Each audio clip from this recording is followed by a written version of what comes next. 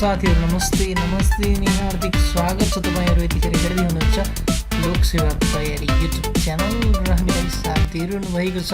तपाईँको माझमा दैनिक रूपमा विभिन्न नयाँ विषयवस्तुहरू ल्याइरहेका छौँ। यस परिप्रेक्ष्यमा आज पनि उपस्थित भएका छौँ वर्षको मौद्रिक नीति मोनेटरी पोलिसी 2078-79 आर्थिक वर्षको बारेमा जानकारी दिनको लागि के कस्ता नयाँ थप व्यवस्थाहरू भएका छन् त के कस्ता व्यवस्थाहरू थपिएका छन्, के कस्ता व्यवस्थाहरू हटाइएका छन् र के कस्तो रह्यो समग्रमा मोनेटरी पोलिसी र कस्तो हुनेछ योजना सहित अगाडि बढेको छ राष्ट्र ब्याङ्क भनेर तपाईँहरूलाई जानकारी दिनेछु। यतिखेर थाहा छ तपाईँहरूलाई मौद्रिक नीति जारी गर्नेछ नेपाल राष्ट्र ब्याङ्कले। यो मोनेटरी पोलिसीको बारेमा सुरु गर्दैछु। अब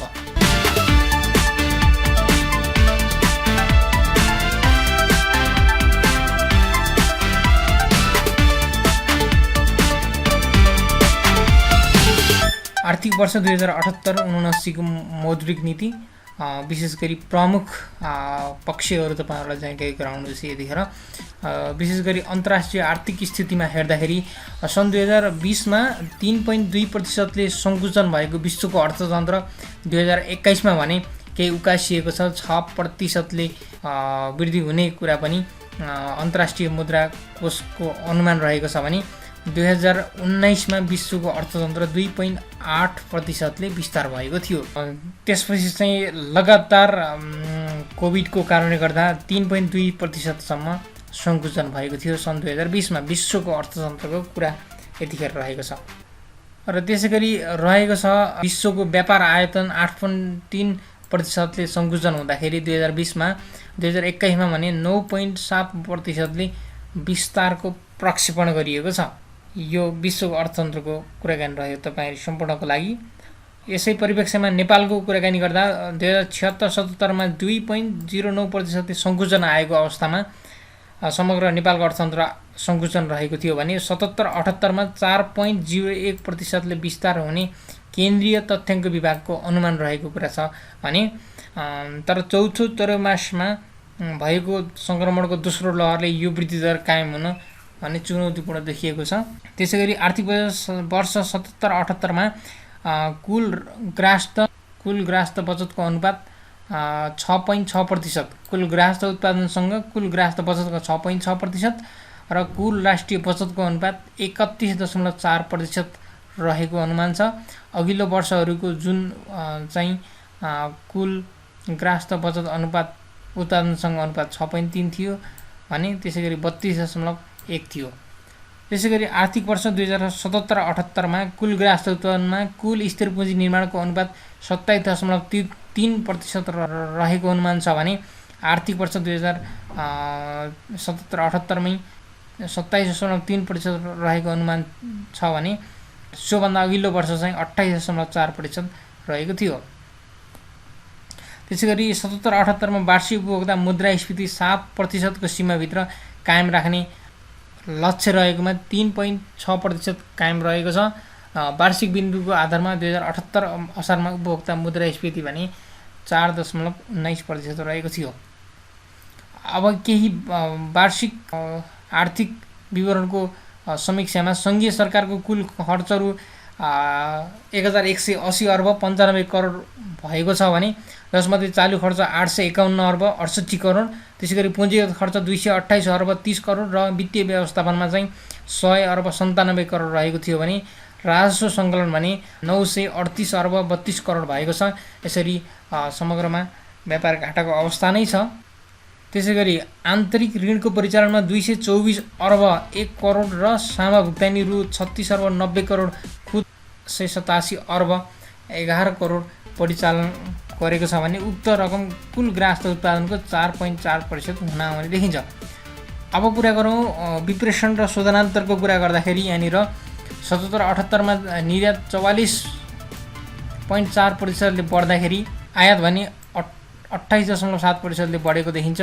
यस अवधिमा व्यापार घाटा भने 27.3%ले बढेको देखिन्छ र विप्रेषण 9.8%ले वृद्धि हुँदा 961 अर्ब 5 करोड पुगेको देखिन्छ। विप्रेषण पनि 9.8% वृद्धि भएको छ भने व्यापार घाटा 27.3% वृद्धि भएको छ। यो तपाईँहरूको लागि जानकारी रह्यो, निकै महत्त्वपूर्ण रह्यो। विदेशी विनिमय सञ्चित 11 विदेशी विनिमय सञ्चित 11.2 महिनाको वस्तु तथा 10.2 महिनाको वस्तु तथा सेवा आयात धान्न सक्ने अवस्था रहेको छ विदेशी सञ्चितको कुरा गर्दाखेरि। र विदेशी सञ्चित रु 1389 विदेशी सञ्चित 1379 अर्ब 3 करोड अमेरिकी डलरमा 11 अर्ब 75 करोड रहेको छ। त्यसैगरी 2077 असार मसान्तको तुलनामा 78 असार मसान्तमा अमेरिकी डलरसँग नेपाली रुपियाँ 1.12%ले अधिमूल्यन भई अमेरिकी डलर खरिद दर 119.04 पुगेको छ। गत वर्षको तुलनामा चाहिँ खरिद दर बढेको देखिन्छ यहाँनिर। त्यसैगरी 77-78 ब्याङ्क तथा वित्तीय संस्थाको निक्षेप परिचालनमा 21.4%ले वृद्धि भएको छ, जुन चाहिँ अघिल्लो वर्ष निक्षेप परिचालन 18.7% रहेको थियो।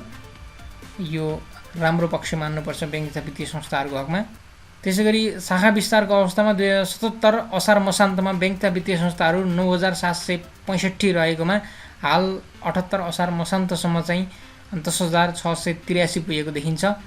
अनि जसमा चाहिँ प्रति बैङ्क जनसङ्ख्या 3072बाट घटेर चाहिँ 2844 भएको देखिन्छ भने वाणिज्य ब्याङ्कको शाखा 750वटा स्थानीय तहमा पुगिसकेका छन्। यो पनि विषयवस्तु तपाईँको लागि राख्यौँ। र पुँजी बजारको कुराकानी गर्नुपर्दा 77 असार मसान्तमा ठिक एक वर्ष अगाडि 1362.4 रहेको नेप्सेको सूचाङ्क 78 असार मसान्तमा 2883.4 कायम भएको थियो भने सँगसँगै 3000 बिन्दु पार गरेर नयाँ कीर्तिमानी रेकर्ड पनि कायम गरेको थियो यसै वर्षमा। त्यसैगरी जुन चाहिँ एकदमै भन्दा 123.7%ले कारोबार रकम पनि वृद्धि भएको देखिन्छ। त्यसैगरी साथीहरू ब्याङ्क तथा वित्तीय संस्थाहरूले 2079 असार मसान्तसम्म कर्जा निक्षेप अनुपात क्रेडिट डिपोजिट रेसियो अधिकतम 90%सम्म कायम गर्नुपर्ने व्यवस्था गरी विद्यमान कर्जा स्रोत परिचालन अनुपात CCD रेसियो सम्बन्धी व्यवस्था खारेज गरिनेछ भन्ने कुरा यो जानकारी नयाँ रहेको छ। ब्याङ्क तथा वित्तीय संस्थाले 1 अर्बभन्दा बढीको कर्जा लगानी गर्दा अनिवार्य रूपमा सहवित्तीयकरणमा जानुपर्ने व्यवस्थालाई त्यो सीमा वृद्धि गरी 2 अर्ब पुर्याउने कुरा पनि यहाँनिर उल्लेख गरिएको छ। वाणिज्य ब्याङ्कहरू एक आपसमा गाभिने प्राप्ति गर्ने प्रक्रियाहरूमा चाहिँ 2080 असार मसान्तसम्म सुविधाहरू प्रदान गरिने कुरा रहेको छ, जसमा चाहिँ 1 वर्ष अवधि थप गरिएको छ कर्जा प्रवाह गर्नका लागि। त्यसै गरी अनिवार्य नगद मौजात सीमामा चाहिँ 0.5%ले छुट प्रदान गरिने, यसरी कारोबार गरेको खण्डमा वैधानिक तरलता अनुपातमा 1 वर्षका लागि 1% छुट दिइने, निक्षेप सङ्कलनमा 5% बिन्दु थप गरिने संस्थागत निक्षेपमा।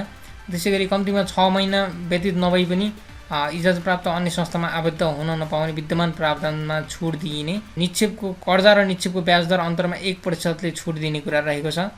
एकीकृत कारोबार सञ्चालनको क्रममा 1 किलोमिटरभित्रका शाखा कार्यालयहरूमध्ये कुनै एक शाखा कायम राखी अन्य शाखा गाभ्न वा बन्द गर्न यस बैङ्कको स्वीकृति आवश्यक नपर्ने कुरा पनि यो विषयवस्तुले गरिएको छ कि जसमा असार मसान्तसम्म थप गरिएको कुरा 79 भित्र वाणिज्य ब्याङ्कहरू एक आपसमा गाभ्ने प्रक्रियाहरू भई कारोबार सञ्चालन गरेको खण्डमा त्यो कुराहरू छुट प्रदान गरेको कुरा रहेको छ। अनि काउन्टर साइकलिकल बफर पनि हाल 2079 सम्म असार मसान्तसम्म पनि यो स्थगन गरिएको छ। गत वर्ष जस्तै काउन्टर साइक्लिकल बफर पनि स्थगन गरिएको छ। विभिन्न विषयवस्तुको बारेमा मौद्रिक नीतिबाट चाहिँ जारी गरिएको छ। तपाईँहरूले यसलाई हेर्न सक्नुहुन्छ। मैले यसको विस्तृत बारेमा तपाईँहरूलाई लिङ्क पनि डिस्क्रिप्सनमा राखेको छु, तल गएर तपाईँहरूले लिङ्क खोलेर पनि हेर्न सक्नुहुनेछ भन्दै अब भने तपाईँहरूलाई मौद्रिक नीतिको बारेमा रहेका विभिन्न विषयवस्तुहरू थप विषयवस्तुहरूमा केहीमा कन्फ्युजन भएको खण्डमा तपाईँहरूले सुन्न सक्नुहुनेछ, अथवा चाहिँ यसलाई थप अध्ययन गर्नु होला। एकपटक तपाईँहरूले राम्रोसँग अध्ययन गर्नु होला त्यस विषयवस्तुहरूलाई। यो भिडियोबाट पनि तपाईँहरूलाई केही राहत र साथ मिल्यो भन्ने आशा अनि अपेक्षाको साथ यस च्यानललाई सब्सक्राइब गर्न भने नभुल्नु होला भन्दै तपाईहरूको माझमा फेरि पनि यस्तै प्रस्तुतिहरू ल्याउने भाषाका साथ आजलाई भने यस भिडियो सँगसँगै बिदा हुन्छु। नमस्कार। तपाईँको समय शुभ बिताओस्।